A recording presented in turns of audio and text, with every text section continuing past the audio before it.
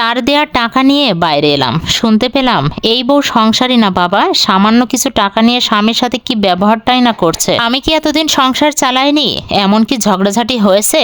মনে মনে বললাম, সংসার তো চালিয়েছেন, হাজার হাজার টাকা ঋণ করেছেন, বিয়ের পরে 1 মাসও দেখলাম না ঘরে কিছু টাকা জমাতে। হয় কিস্তি, না হয় লোন, না হয় ধার। সারা জীবন এইগুলোই শোধ করে আসছে। সারা জীবন লোন তুলে কিস্তি শোধ, ধার করে লোন দেওয়া, ধীরে ধীরে সেই ধারগুলো শোধ করা, এইগুলোই হচ্ছে এই সংসারের মাসিক লিপি। ঝগড়া হয় না চুপ থাকি বলে। তর্ক করার অভ্যাস আমার নেই, কিন্তু মাঝে মাঝে কথার জবাব দিতে হয় এদেরই কারণে। চুপ করে থাকলে পরের দিন আগুন তুলে দেয়। এইভাবে চলতে চলতে দিনকে দিন আরিফের সাথে আমার দূরত্ব তৈরি হচ্ছে। তার এমন ব্যবহারে আমি নিজেকে গুটিয়ে নিচ্ছি, আবার সেও কেমন যেন পরিবর্তন হচ্ছে।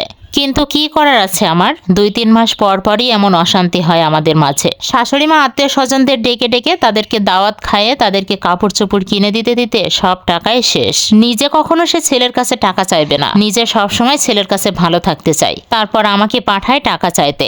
আমি যদি না যাই তবে আমাকে গালিগালাজ করবে, বিয়াদব নানা রকম ভাবে কথা শোনাবে। বাধ্য হয়েই টাকা চাইতে হয় আরিফের কাছে। আর টাকা চাইলেই সেও শুরু করে দেয় ঝগড়া। 5-7 দিন আবার কথা বন্ধ থাকে। আবার যখন সবকিছু ঠিকঠাক হয়ে যায় তখন আবার ঝগড়া শুরু। মাঝে মাঝে মনে হয় এই সংসার নামক মরিচিকা থেকে বিদায় নেই, কিন্তু পারি না। এই মরণ গর্তে যে একবার পা দেয় সে আর বের হতে পারে না। কেউ নিজের মায়া ভালোবাসায়, কেউ আবার সন্তানের মুখের দিকে তাকিয়ে, কেউ আবার নিজের অবস্থান আর বাপ মায়ের কথা চিন্তা করে এই সংসার থেকে আর বের হতে পারে না। সংসার থেকে বের হয়ে যাব বলাটা যতটা সহজ, এখান থেকে বের হওয়াটা ঠিক ততটাই কঠিন। তারপরেও যদি হয় আমার মতো স্বল্প শিক্ষিত মেয়ে। কিন্তু পরের দিন শাশুড়ি মা যা করেন সেটা দেখে আমার মেজাজ একদম বিগড়ে যায়। পরদিন খুব ভোরে ঘুম থেকে উঠলাম, নামাজ পড়ে রান্নাঘরে আসলাম। আরিফের জন্য খাবার বানাতে হবে। কালকে আমরা দুজন আলাদা রুমে শুয়েছিলাম। আমি শুয়েছিলাম আমার রুমেই, আর আরিফ অন্য রুমে গিয়ে শুয়েছিল। এমনটা চলবে বেশ কিছুদিন। তারপর আমি নিজেই গিয়ে আবার মিটমাট করব। পাও ধরা লাগতে পারে। পুরুষ মানুষ কিনা সে, সংসার টিকিয়ে রাখার দায়িত্বটা আমার কাঁধেই পড়ে। 2টা ডিম টোস্ট করলাম, 2টা ডিম সিদ্ধ করলাম, 1 গ্লাস দুধ গরম করে টেবিলে রাখলাম। আরিফ নিচে এলো, আমি সরে গেলাম। আমি সামনে থাকলে খাবে না সে, ইদানিং এটাই করছে সে। আমার দুঃখ লাগে ভীষণ। সকালের খাবার খেয়ে ও চলে গেল। আমি টেবিলের কাছে এলাম। বেঁচে যাওয়া একটা ডিম নিজের মুখে তুলতেই শাশুড়ি মা বলে উঠল, সকাল হতে না হতেই খেতে শুরু করে দিয়েছো নাকি? আমরা বাকিরা কি খাবো না খাবো সে চিন্তা আছে? কেমন বউ তুমি? বাড়ির মুরব্বীরা খেয়েছে কি খায়নি সে খেয়াল আছে তোমার? আমি বললাম, 6:30 বাজে এখন মাত্র, আপনারা কি এই সময় খান? আপনার ছেলের বেঁচে যাওয়া খাবার খাচ্ছি আমি, আমার স্বামীর টাকায় খাবার, খেতেই পারি। আমার শাশুড়ি মা বললেন, এত স্বামী স্বামী করো না, স্বামী তো তোমার ধারের কাছেও থাকে না দেখি। আমি চুপ করে রইলাম। উনি তো ঠিকই বলেছেন। রান্নাঘরে যেতেই আমার শাশুড়ি মা বলে উঠল, থাক থাক, তোমাকে আজ আর রান্না করতে হবে না, আমাদের খাবারের চিন্তা আমরাই করে নেব। সামান্য একটা ডিম খেয়েছি বলে এত কেন খোঁটা দিচ্ছেন? এই বাড়ি তো দেখছি 1 গ্লাস পানিও খাওয়া যাবে না। আমি ঘরে চলে এলাম। আজকে রান্নাটা না করে বেশ ভালোই হয়েছে। কালকে সেই পেটের চিনচিন ব্যথাটার জন্য ডাক্তার দেখানো উচিত। অনেকক্ষণ দাঁড়িয়ে রান্না করলে ব্যথাটা বাড়তো। বিছানায় শুয়ে একটু চোখ বুজলাম। ঘুম ঘুম ভাব এলো আমার। ঘুমিয়ে পড়লাম। বেশ ঘন্টা 2 পর ঘুম ভাঙলো আমার শাশুড়ির মায়ের চিৎকারে। সকাল 9টা বেজে গেছে। তড়িঘড়ি করে উঠে খাবার টেবিলে গেলাম। সবার খাওয়া শেষ। এখন খাবার টেবিল গোছানোর জন্য শাশুড়ি মা আমাকে ডাকছে। এ কেমন বিচার? এ কেমন? ঘরে গর্ভবতী পুত্রবধূকে রেখে সব খাবার খেয়ে ফেললো এরা। একবারও ডাকলো না এরা। টেবিলে বসে থালায় ভাত বেড়ে নিলাম।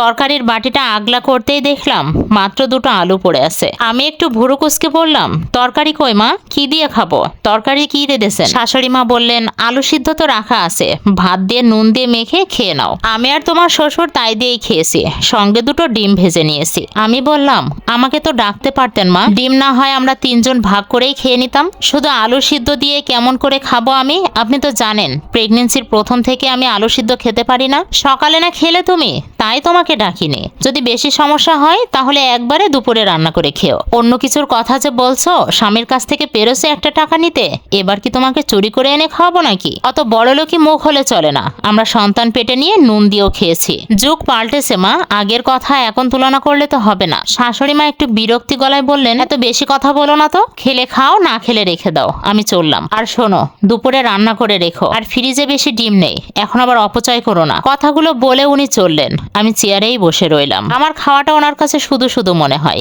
এভাবেই চলছে এ সংসার।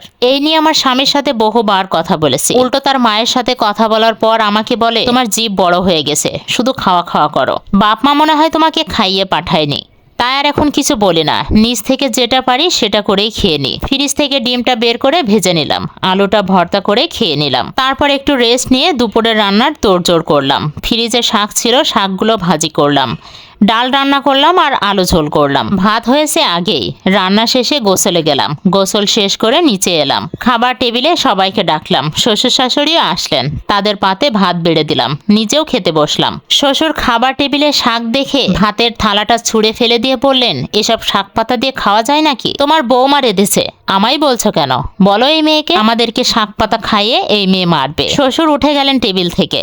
শাশুড়ি মা খাবার টেবিলেই বসে রইলেন। আমি একটু চেঁচিয়েই বললাম, হাতে যে টাকা পয়সা আছে কালকেই মাছ মাংস আনবেন, আমি এসব নাটক দেখতে পারবো না। বাজার করবেন না আপনারা আর চিৎকার শুনবো আমি? কালকে বাজার না করলে আমি আর রান্না করব না। আমি ঘরে চলে এলাম। শাশুড়ি মা কি যেন বিড়বিড় করে বলেন। আমি শাশুড়ি মার ওসব কথায় পাত্তা দিই না। জানি আরিফ আজও বাড়িতে আসলে আর এক অশান্তি, কিন্তু এসব নিয়ে চিন্তা নেই আমার। ওর সাথে তো কথা চলবে না এমনিতেই 7-8 দিন, সময়টা না হয় আরো বাড়বে। খাবার টেবিলে এলাম। খাবার যেমনটা তেমনই আছে, শুধু মার পাতে পানি ঢালা। আমি ডাল আর শাক দিয়ে পেট ভরে খেলাম।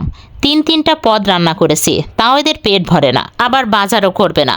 আমারই ভুল হয়েছে ম্যাজিক না শিখে। ম্যাজিক শিখতাম আর এদেরকে মজার মজার রান্না করে খাওয়াতাম। সন্ধ্যায় বাড়ির পরিবেশটা একটু শান্ত হলো। শাশুড়ি মা সোফায় বসে পান খাচ্ছিলেন। এমন সময় পাশের বাড়ির চাচি এলো, হাতে কয়েক পিস মিষ্টি আর পান। এসেই উনি বলল, এইগুলো নাও আরিফের মা, আমার বৌমার শ্বশুর বাড়ি থেকে এসেছে। মিষ্টিটা হাতে নিয়ে আমার শাশুড়ি একটু মুখ বেঁকিয়ে বলল, তোমার ভাই কপাল ভালো, কত ভালো জায়গায় ছেলেকে বিয়ে করিয়েছো। কয়দিন যেতে না যেতেই মিষ্টি পান পাঠাই। আমার হলো কপাল পোড়া, সেই যে ছেলেকে বিয়ে দিয়েছি, কেজি 6 মিষ্টি এসেছিল এ বাড়িতে। আর কোনোদিন মিষ্টি তো দূরের কথা, মিষ্টির ঝোলও এ বাড়িতে আসেনি। আমি একটু কিঞ্চিত হেসে বললাম, চাচি আপনার ছেলের শ্বশুর বাড়ি থেকে মিষ্টি এলো কোন উপলক্ষে? আর বলো না বৌমা, ছেলের শ্বশুর বাড়ির লোকজনদেরকে দাওয়াত করি না অনেক দিন। এর মাঝে দুবার ছেলের শ্বশুর বাড়ি গিয়ে খেয়েও এসেছি। আসলে আমার ছেলের চাকরি ছিল না, তাই দাওয়াত করতে পারিনি। 1 মাস হলো ছেলের চাকরি হয়েছে, তাই ওদেরকে দাওয়াত করে এনে খাইয়ে দিলাম আর কাপড় চোপড় দিয়ে দিলাম। আসা যাওয়া না থাকলে কি আর সম্পর্ক থাকে? আমি এবার একটু ভুরু উঁচিয়ে বললাম, তা মা আপনি কবার দাওয়াত করেছেন আমার বাড়ির লোককে? না মানে মিষ্টির আশা করছেন তো ভালোই, কিন্তু বিয়ের পরে কবার তাদেরকে দাওয়াত করে খাইয়েছেন? তবুও তারা আমাকে দেখতে এলে তো আর খালি হাতে আসে না। তাছাড়া কোনো অনুষ্ঠানেও তো তাদেরকে মনে পড়ে না আপনার। তাহলে মিষ্টি কি তারা এমনিতেই পাঠিয়ে দেবে, নাকি আপনি গিয়ে নিয়ে আসবেন? কথাগুলো শুনে শাশুড়ি মায়ের মুখটা কালো হলো। লজ্জায় পাশের বাড়ির চাচিটাও চলে গেল। আমার কথায় যে শাশুড়ি মা খুশি হননি সেটা আমি বুঝতে পেরেছি। সন্ধ্যায় বসে বসে চিনির পানি দিয়ে মুড়ি ভিজিয়ে খাচ্ছিলাম। এমন সময় আরিফ এলো বাড়িতে। আরিফ আমার সামনে দিয়ে গেল, অথচ কথা বলল না। আরিফ ঘরে যেতে না যেতেই পিছু পিছু আমার শাশুড়ি মাও গেল। ছেলের সাথে মায়ের কথা থাকতেই পারে, এটা নিয়ে আমি কোনো কিছুই মনে করি না। নিজের খাওয়ায় মন দিলাম আমি। টিভিতে একটা সিরিয়াল দেখছিলাম। হঠাৎ কানে গুনগুনিয়ে কান্নার আওয়াজ এলো। টিভির ভলিউমটা একটু কমিয়ে দিলাম। আশেপাশে একটু কান পাতলাম, কোনো কিছুই বোঝা যাচ্ছে না। তেমন একটা বোঝা যাচ্ছে না কিছু, শুধু গুনগুনিয়ে কান্না আর কথার আওয়াজ আসছে। মুড়ির বাটিটা সোফায় রেখে উঠে দাঁড়ালাম। মনে হচ্ছে কান্নার আওয়াজটা উপর থেকে আসছে। কারোর আবার কিছু হলো না তো?